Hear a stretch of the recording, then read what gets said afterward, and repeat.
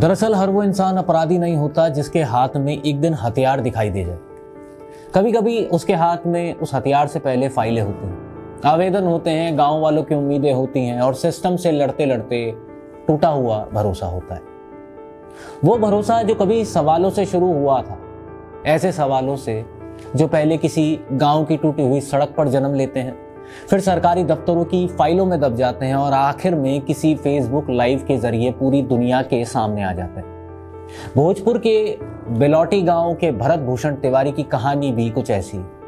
स्थानीय लोगों के मुताबिक भरत सिर्फ एक युवक नहीं थे, बल्कि उन लोगों की आवाज भी थी जिनकी जमीन बाढ़ और कटाव में चली गई थी, जिनसे पुनर्वास के वादे किए गए लेकिन पूरे नहीं हुए। गांव वालों का कहना है कि भरत लगातार अधिकारियों के सामने ये मुद्दे उठाते रहे, लोगों को साथ लेकर आवेदन देते रहे और जब उन्हें लगा कि उनकी आवाज कहीं नहीं सुनी जा रही है, तब उन्होंने सोशल मीडिया का सहारा लिया। उनके फेसबुक लाइव किसी सनसनी के लिए नहीं, बल्कि व्यवस्था से जवाब मांगने के लिए थे। कभी वो गांव की बदहाल तस्वीर दिखाते, कभी प्रशासन से सवाल पूछते और कभी लोगों से कहते कि अगर जनता अपनी आवाज नहीं उठाएगी तो कोई उसकी लड़ाई नहीं लड़ेगा।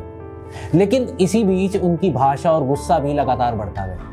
पुलिस के मुताबिक उन्होंने एक अधिकारी को धमकी देने जैसी पोस्ट भी की। इसके बाद पुलिस उनके घर पहुंचती है।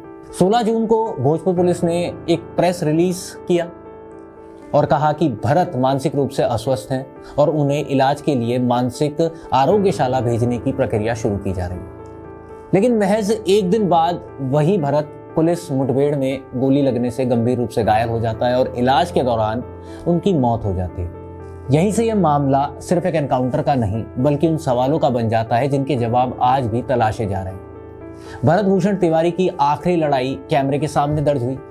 शायद यही वजह है कि इस पूरे मामले ने पूरे बिहार का ध्यान अपनी ओर खींच लिया। जब गांव चारों तरफ से पुलिस और एसटीएफ की घेराबंदी में था, तब भी भरत फेसबुक पर लाइव कर रहे थे। एक हाथ में मोबाइल था, दूसरे हाथ में पिस्तौल। वो लगातार अपनी बातें कह रहे थे, प्रशासन पर सवाल उठा रहे थे और दावे कर रहे थे कि उनकी मांगे सिर्फ गांव और समाज से जुड़ी हैं। वायरल वीडियो में एक क्षण ऐसा भी दिखाई देता है जिसमें वो अपनी पिस्टल पुलिस की दिशा में फेंकते हुए नजर आते हैं, यानी एक तरह से सरेंडर। हालांकि वीडियो वहीं खत्म हो जाती है और उसके बाद क्या हुआ, यही इस पूरे मामले का सबसे बड़ा विवाद है।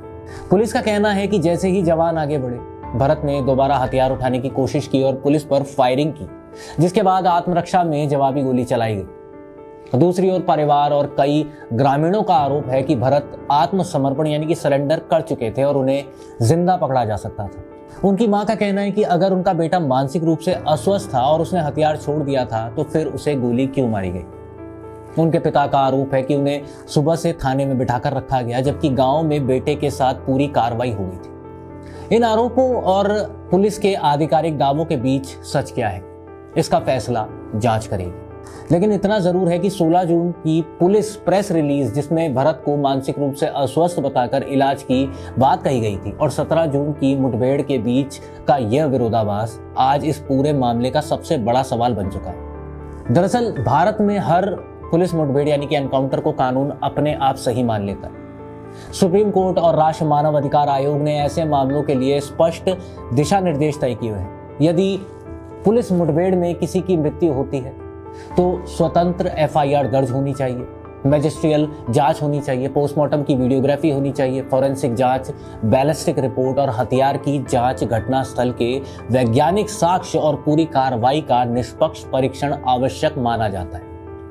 अब जांच का उद्देश्य सिर्फ ये देखना नहीं होता कि गोली चली या नहीं, बल्कि ये भी होता है कि क्या गोली चलाना आखिरी विकल्प था, क्या कम घातक विकल्प मौजूद नहीं थे, क्या बातचीत, घेराबंदी, गैर घातक बल या अन्य उपाय पर्याप्त हो सकते थे।